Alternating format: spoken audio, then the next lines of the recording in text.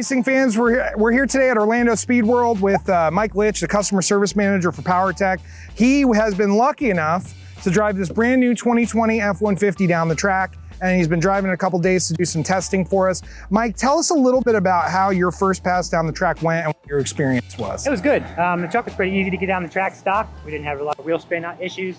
It hooked up pretty good. We were able to get about 14.6 out of the stock tune, and looking for some really good gains with the performance tune once we loaded up. Yeah, for sure. And then, yeah, I think I mean, we're getting down into the low 14s so far. We haven't done our final pass yet, but we're getting down into the low 14s. We did do some dynoing on it. I know you saw the chart. What did you see between stock and tune gains for the power levels? We've seen gains as much as 86 wheel horsepower on this truck. Wow. It's pretty incredible on 93 octane fuel. There's huge torque gains. The gains are all the way through the RPM range, not just peak stuff. You will feel these gains, even at part throttle, just driving around town. It really, really wakes these trucks up. Yeah, and that's, you know, consumers often ask us, what is the biggest, you know, why do I need a tuner? What does this do for my truck? We always talk about horsepower, but I think you and I know that that's just the tip of the iceberg. Talk a little bit more about that. What is the drivability gain you feel here? Just you know, as soon as you put it in reverse and back out of your driveway, you're gonna notice the throttle response is better. It gets into boost a little bit quicker. It feels like the truck loses a couple 100 pounds because of the extra torque that you gain.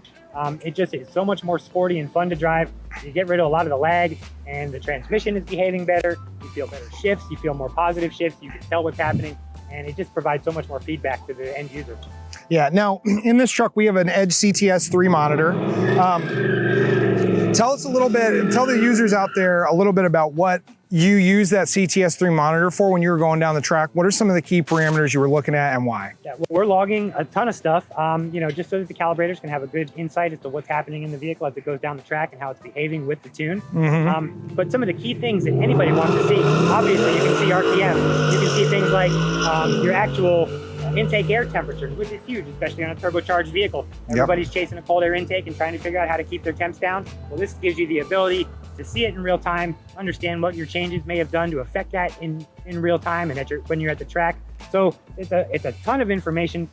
Sometimes it's overwhelming, but you can really spend some time with it and gather a lot of information about your vehicle, how it runs, monitor timing, monitor knock, is your fuel working, is the tune behaving, all these kind of things are right at your fingertips. Yeah, for sure. Let's talk a little bit about options that you get with our tuning devices. So obviously in terms of 50 state legal options, there's a lot of things that truck owners like. What are some of the things that our new upcoming Edge Evolution CTS3 and other products as such would offer a consumer to change on this truck? Obviously, you know, the big thing, first thing most people want to do on their truck, put bigger wheels and tires on it. Yep. Go in there, adjust the speedometer, calibrate that, get your shifting on point, get everything dialed in, your odometer's correct. That way you don't have to worry about speeding tickets with big wheels and tires. You don't know what you're doing. Right. Lots of other simple options. There's, you know, the ability to raise the idle if you're one of those guys that's off-roading a lot or you need to use a winch. We've got ability to raise the speed limiter for those guys that are just speed demons. Tons of end user parameters. There is some more fine tuning that can be done through the tuners, depending on the application. But on a truck like this, you've got tons of choices for tire size, speed limiter, idle speed. There are a plethora of end user options available in our devices. How about that super annoying start stop? Start stop. I thought the truck was broken this morning when I left my house. Made it to the first stop sign and the truck shut off on me and I was like, wait, what? It's crazy. Took my foot off the brake and it fired back up. So yeah, I had to pull over in my neighborhood and flash the truck because I couldn't stand driving for 20 more minutes with it doing that. Yeah, so we turned it off altogether, right? So it's always on, yeah. Turn it off, that is absolutely an option in the tuner. Go in, turn that off. Any vehicle that we support that's got auto start stop, you can go in and turn it off with our tuner. Now shifting, there's shift controls in here. I think this is the 10 speed in here, yeah? So what kind of shifting controls do people have? We have full shift point adjustment. You can adjust the RPM shift points for every shift, 1 through 10. It's a lot. There's a ton of availability in there.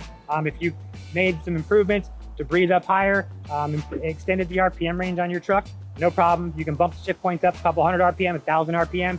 Go out, log it, make sure everything's behaving properly, record the 0 to 60 time and your quarter mile time with the device to make sure that the gains that you expect to see are making it to the ground, and all your data is right there.